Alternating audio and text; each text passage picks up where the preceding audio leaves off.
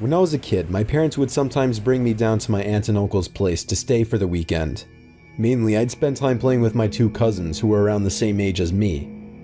They lived on a small farm with plenty of open space, and we could run around doing pretty much whatever we wanted. If we thought we could get away with it, the three of us would sometimes cross over to the neighboring farm about half a mile away. It had been abandoned for decades, with a scattering of derelict buildings and other structures still standing on the property, just begging to be explored.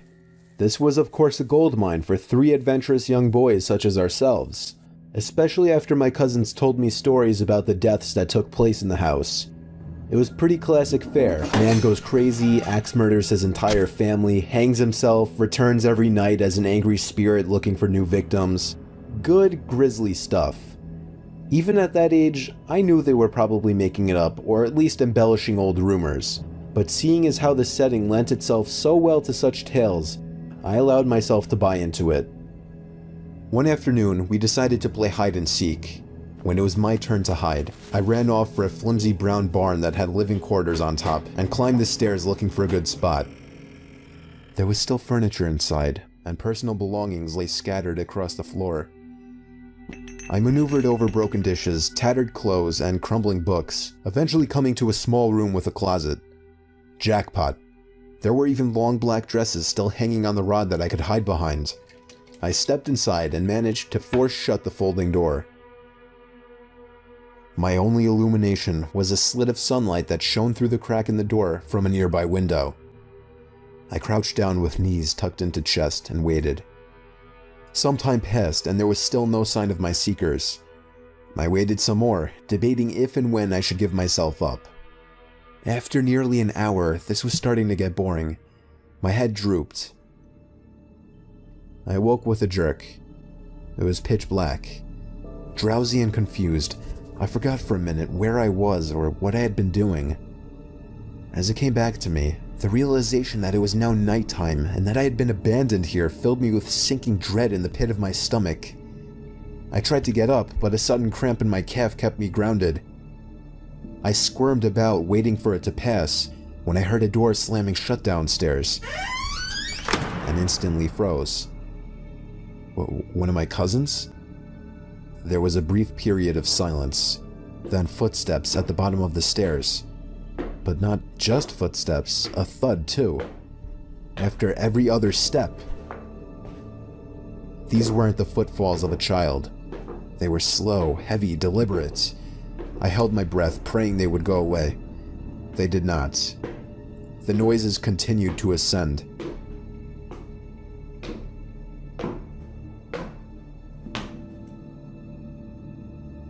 After another moment of silence, the walking resumed.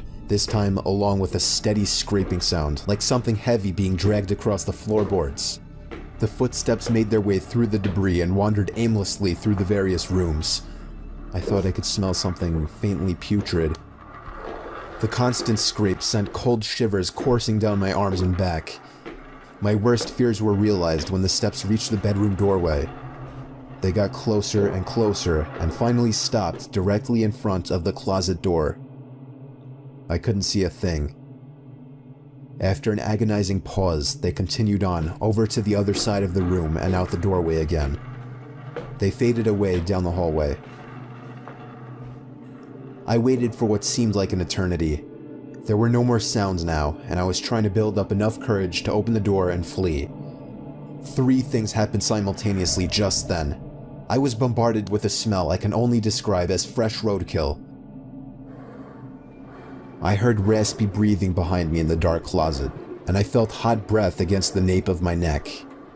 That was enough for me to hurtle myself out from the confines of that nightmare space, relying on memory and scant moonlight to navigate through the darkened house. All the while, I heard footsteps chasing behind me, closing in with terrifying speed. It was a clumsy, torturous escape full of trips and bumps and blind stumbling. I never looked back. At least, not until I had burst out the front door and into the country night. And when I did turn around, I saw absolutely nothing. There were no more footsteps and nobody was chasing me. That didn't stop me from running though, all the way back to my aunt and uncle's house. There was a police car in the driveway when I got back. My parents were there too, worried sick. Everybody demanded to know where I had been. Apparently, when my cousins still hadn't found me by evening, they'd returned home to tell their parents. Eventually, the police were called in and informed me that they had already scoured every building on the farm. The insinuation that I was lying about my whereabouts didn't go unnoticed. None of it made any sense. It wasn't until years later that one of my cousins filled in a final piece of the story. He and his brothers had spent hours searching for me like they said, but the part they didn't tell anyone was that they thought they spotted me in the window of the bedroom I was hiding in. And when they got closer, they saw that it wasn't me. A young boy neither of them recognized was smiling and waving down at them and gesturing for them to come upstairs. That's when they ran back home. All of this while I slept in the closet.